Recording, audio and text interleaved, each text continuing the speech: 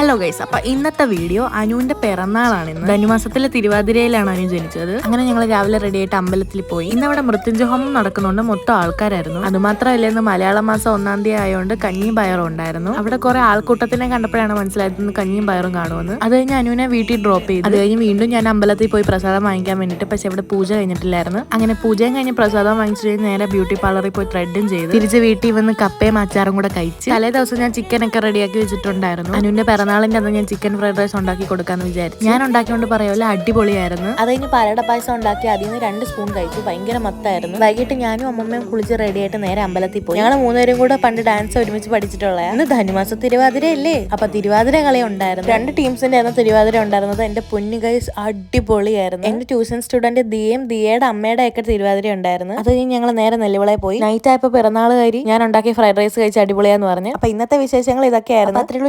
By, see U.